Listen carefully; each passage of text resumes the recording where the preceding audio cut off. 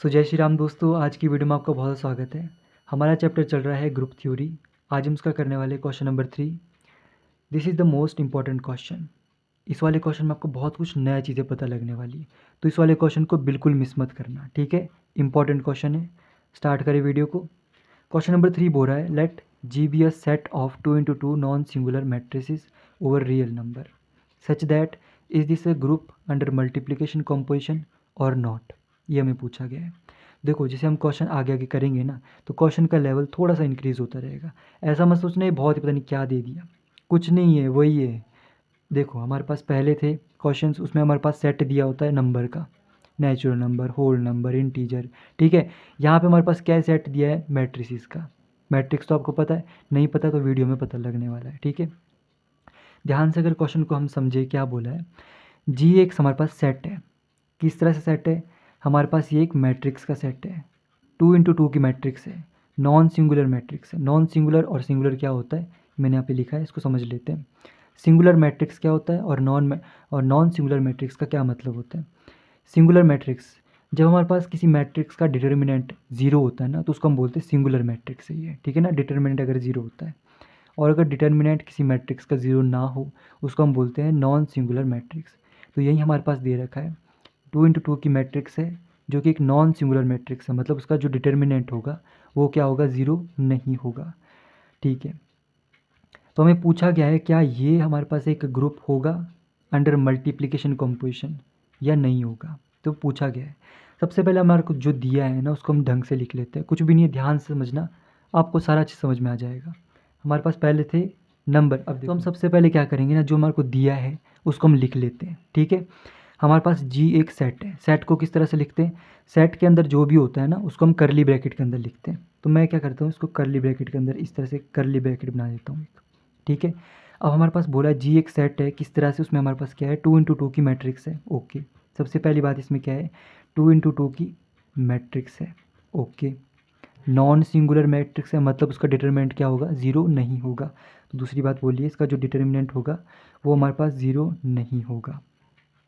और उसमें हमारे पास क्या बोला है, ओवर रियल। रियल मतलब उसमें हमारे पास रियल नंबर्स होंगे, तो हमारे पास क्या है, रियल नंबर्स होंगे, ओके। इतनी तीन बातें हमारे पास बोल रखी है। ये हमारे पास दिया है सेट, ठीक है ना। इसको हम ढंग से लिखेंगे, किस तरह से लिखना है ज़रा देखते हैं। देखो, एक सिंपल सी बात समझो। मैंने बोला एक सेट है हमारे पास नेचुरल नंबर का, मैं इसको कैसे लिख सकता हूँ, करली ब्रैकेट लगाई, छोटा ए लिखा, सच दैट लिखा, ए बिलोंग्स टू नेचुरल नंबर।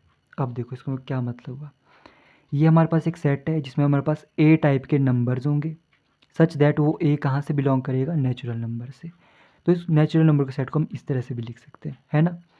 उसी तरह से मैं लिखता हूँ, यहाँ पे एक सेट है हमारे पास जी है, उसमें हमारे पास क्या है, वो सेट है मैट्रिक्स का। जब हम नंबर की बात करते हैं ना, तो हम स्मॉल ए, स्मॉल बी, स्मॉल सी इस तरह से लिखते हैं। जब हम बात करते हैं मैट्रिक्स की, तो हम क्या लिखते हैं, capital A, capital B, capital C. ये आपको याद रखना है, ठीक है। तो यहाँ पे हमारे पास कैपिटल ए टाइप के हमारे पास मैट्रिक्स है, सच दैट वो मैट्रिक्स क्या है, 2 × 2 की मैट्रिक्स है। तो क्या होगा, ए बी सी डी, ये हमारे पास एक 2 × 2 की मैट्रिक्स होगी। और ये जो ए बी सी डी हमारे पास नंबर अंदर होंगे, ये हमारे पास रियल नंबर्स होंगे। कहाँ से बिलोंग करेंगे, हमारे पास रियल नंबर से बिलोंग करेंगे। तो ये हमारे पास दे रखा है, जी एक सेट है, 2 × 2 की मैट्रिक्स का है, ठीक है ना। नॉन सिंगुलर मतलब उसका डिटर्मिनेंट क्या है, नॉन ज़ीरो, तो उसका डिटर्मिनेंट क्या होगा, नॉन ज़ीरो होगा। और हमारे पास रियल नंबर है, तो इसका मतलब ये हुआ, तो इसके अंदर जो ये नंबर्स है ना, ये हमारे पास रियल नंबर से बिलोंग करते हैं। तो आई थिंक आप समझ गए होंगे हमारे पास बोला क्या गया है। तो इसी चीज़ को हमने इस तरह से लिखना है जैसे हमने यहाँ लिखा। तो हमारे पास एक जी सेट है, सच दैट उसमें हमारे पास ए टाइप की मैट्रिक्स होगी, कैपिटल ए, ठीक है ना। और वो ए टाइप की मैट्रिक्स किस तरह से होगी, 2 × 2 की मैट्रिक्स होगी। तो हमने ए बी सी डी ऐसे लिख लिया।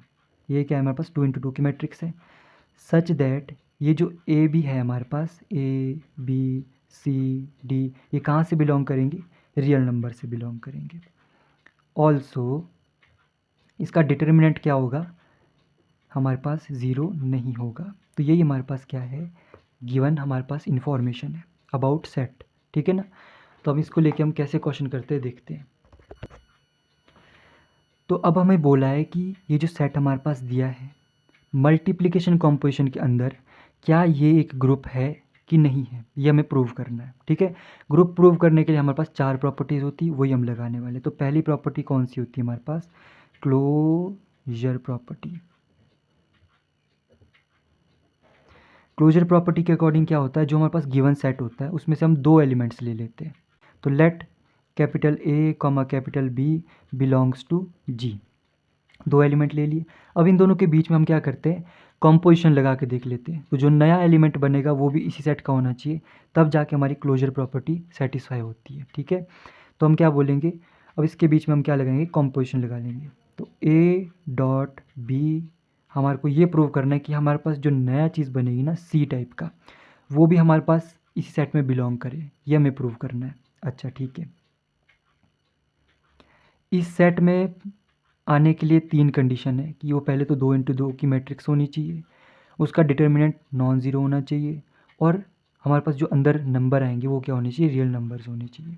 ठीक है, अब यहाँ पे आपको ना करना नहीं है, पूरा ऐसे दिखाना नहीं कि मैं ले लेता हूँ एक matrix A B C D और बी को ले लेता हूँ A dash B dash C dash D dash, ऐसा नहीं करना है। ये क्या है, एब्स्ट्रैक्ट अलजेब्रा है, तो यहाँ पे सब काम थियोरेटिकली होता है। ठीक है ना, जैसे पहली कंडीशन क्या है, 2 × 2 की मैट्रिक्स होनी चाहिए। इन दोनों का जो प्रोडक्ट की हमारे पास ये वाली मैट्रिक्स आएगी, पहली बात इसको 2 × 2 की होना है, इसका डिटर्मिनेंट 0 नहीं होना चाहिए, और हमारे पास जो अंदर नंबर आएंगे वो रियल नंबर होने चाहिए। अगर ऐसा है तो हमारे पास क्लोजर प्रॉपर्टी सेटिस्फाई हो जाएगी। अब इस मैट्रिक्स के बारे में तो मुझे नहीं पता, ठीक है ना, बट मैं इन दोनों के बारे में बता सकता हूँ। क्या बता सकता हूँ, ये 2 × 2 की मैट्रिक्स है, ये 2 × 2 की मैट्रिक्स है, तो ये जो इन दोनों का प्रोडक्ट होगा वो भी क्या होगा, 2 × 2 की मैट्रिक्स होगी। पता है ना, हो गया ना, बस पहली बात होगी हमारी प्रूफ। दूसरी बात, इसका डिटर्मिनेंट क्या होना चाहिए, नॉन ज़ीरो होना चाहिए। एक मैट्रिक्स हमारे पास ए, ठीक है ना, इसका जो डिटर्मिनेंट है वो है नॉन ज़ीरो। दूसरी मैट्रिक्स हमारे पास बी है, इसका जो डिटर्मिनेंट है वो भी है हमारे पास नॉन ज़ीरो। तो एक नॉन ज़ीरो मैट्रिक्स और एक और नॉन ज़ीरो मैट्रिक्स जब आपस में मल्टीप्लाई होती है तो उसका जो हमारे पास रिजल्ट आता है वो क्या होता है, एक नॉन ज़ीरो मैट्रिक्स ही होता है। कैसे शो करेंगे, एक मैट्रिक्स ए है, इन दोनों का प्रोडक्ट किया, तो इनकी जो हमारे पास डिटर्मिनेंट होगा वो भी हमारे पास क्या होगा, नॉन ज़ीरो होगा। ये हमने बता दिया, क्योंकि ये भी नॉन ज़ीरो ये भी नॉन ज़ीरो, तो इन दोनों का जो डिटर्मिनेंट होगा वो भी क्या होगा, नॉन ज़ीरो होगा, हैंस प्रूव। तो दूसरी बात भी होगी हमारे पास प्रूफ। और इनके जो अंदर होंगे वो रियल नंबर आने चाहिए। रियल नंबर क्या है, देखो मान लेते हैं हमारे पास ए है, ए बी सी डी, ठीक है ना, और बी है हमारे पास, कॉमा बी हमारे पास है A dash B dash C dash D dash, ऐसी मैट्रिक्स है। ये ए बी सी डी क्या है, रियल नंबर है, ये भी सारे रियल नंबर है। रियल नंबर और रियल नंबर का प्रोडक्ट क्या होता है, रियल नंबर ही तो होता है ना। तो ये हमारे पास जो नए नंबर आएंगे वो भी क्या आएंगे, रियल नंबर आएंगे। तो हमें कुछ करना नहीं पड़ा, डायरेक्ट हम क्या बोलेंगे, सिंपल सिंपल हमने क्या लिखना है, हमें पता है जो ए मैट्रिक्स है उसका डिटर्मिनेंट हमारे पास नॉन ज़ीरो है, साथ ही साथ जो बी मैट्रिक्स है उसका जो हमारे पास डिटर्मिनेंट है वो भी नॉन ज़ीरो है। तो इन दोनों का जो डॉट प्रोडक्ट होगा उसका जो डिटर्मिनेंट होगा वो भी क्या होगा, नॉन ज़ीरो होगा। तो ये वाली हमने प्रूव करनी थी, कर ली। ये वाली प्रूव करने की ज़रूरत नहीं, सबको पता है, तो इतना करने की ज़रूरत नहीं होती, ठीक है ना। 2 × 2 की मैट्रिक्स है तो प्रोडक्ट भी क्या होगा, 2 × 2 की मैट्रिक्स होगा। रियल नंबर्स है, रियल नंबर का प्रोडक्ट क्या होता है, रियल नंबर होता है। तो हमें पता है, तो हम क्या बोलेंगे, closure property holds, closure property holds. अगर आप लिखना चाहो ना एक एक करके कि भाई 2 × 2 की मैट्रिक्स का जो प्रोडक्ट होता है वो भी रियल नंबर होता है, यहाँ पे लिख लिया, ऐसा कोई दिक्कत नहीं है, लिख लेंगे तो कोई दिक्कत नहीं है, वो भी सही होता है, ठीक है ना, जैसी आपकी मर्ज़ी। इतने में ही निपटाना तो इतने में भी कोई दिक्कत नहीं है। तो क्लोजर प्रॉपर्टी हो जाएगी इसमें, सेट हमारे पास होल्ड्स हो जाएगी। दूसरी प्रॉपर्टी हमारे पास क्या होती है, एसोसिएटिविटी। एसोसिएटिविटी में क्या होता है, जो हमारे पास गिवन सेट होता है उसमें से हम 3 एलिमेंट ले लेते हैं। तो एलिमेंट हमारे पास क्या है, यहाँ पे सेट में क्या है, मैट्रिक्स है, जिसको हम कैपिटल लेटर्स में रिप्रेजेंट करते हैं। तो हम कैपिटल लेटर्स के हम 3 ले लेंगे, ठीक है ना। तो let capital A capital B comma capital C belongs to हमारा जो सेट है जी, ठीक है ना। ये 3 मैट्रिक्स है, हमने ले ली, ठीक है। यह ध्यान रखना कि मैट्रिक्स है, ओके। अब हमें एसोसिएटिविटी में क्या प्रूव करना होता है कि A dot B dot C is equals to A dot B dot C such that left hand side में हमें पहले वाले दो को पहले सॉल्व करना है, राइट हैंड साइड में लास्ट वाले दो को पहले सॉल्व करना है। तो यहाँ पे हम सिंपल लिखेंगे कि matrix multiplication is always associative. क्या बोला? Matrix multiplication is always associative.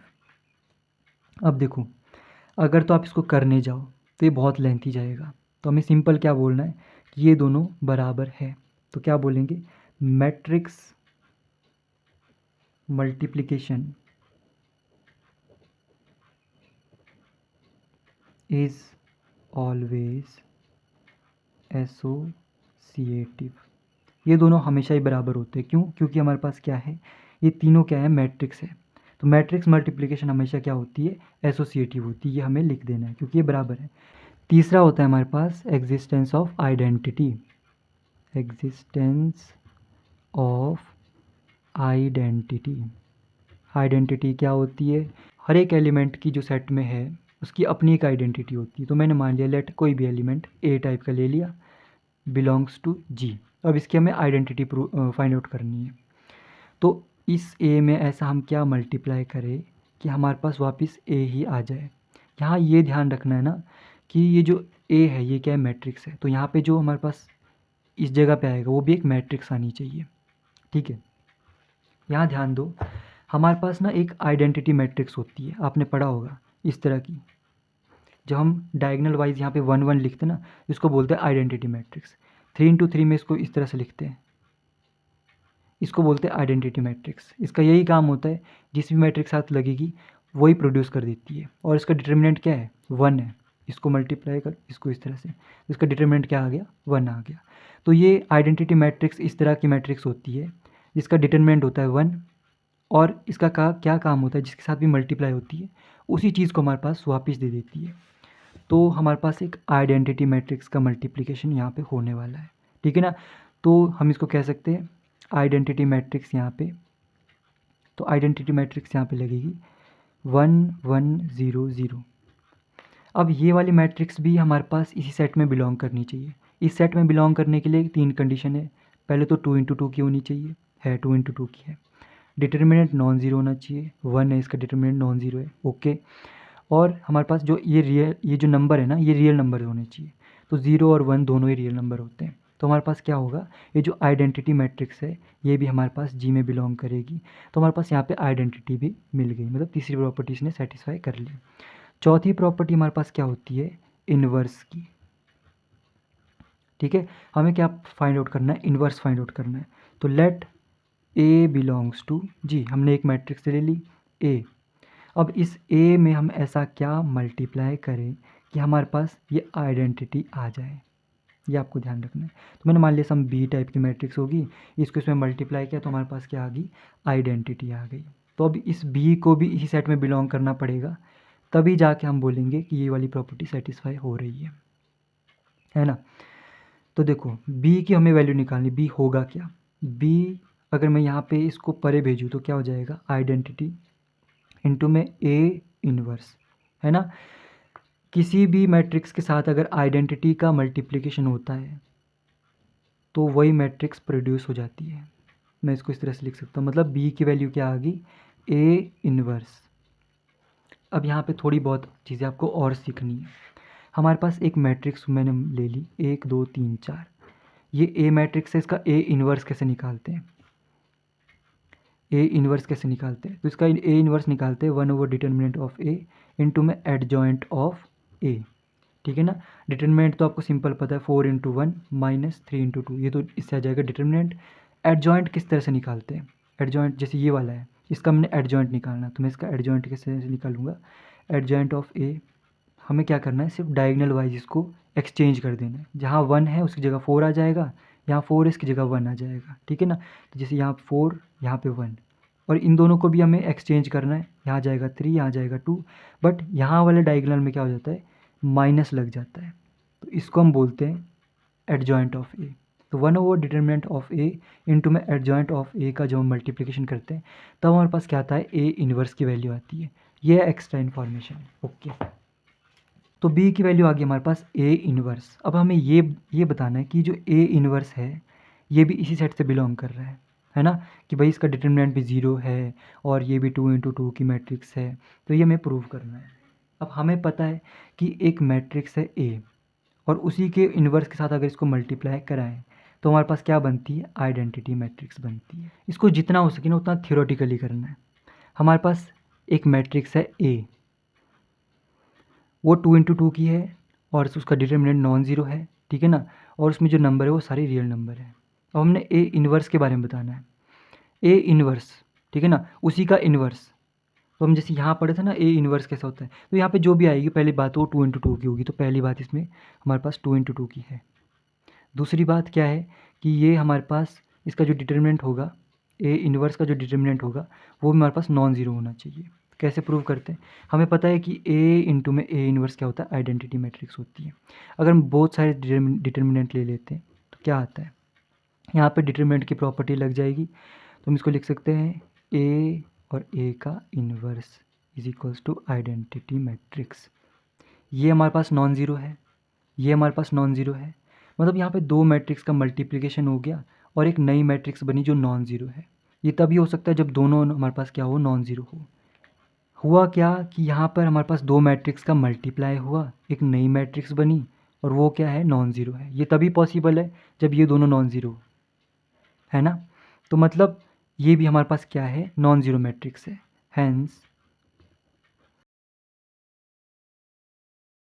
हमें पता है कि दो मैट्रिक्स का मल्टीप्लिकेशन हो और एक नई मैट्रिक्स बने और वो मैट्रिक्स नॉन ज़ीरो हो, तो ये तभी पॉसिबल है जब ये खुद भी नॉन नॉन ज़ीरो होगी दोनों।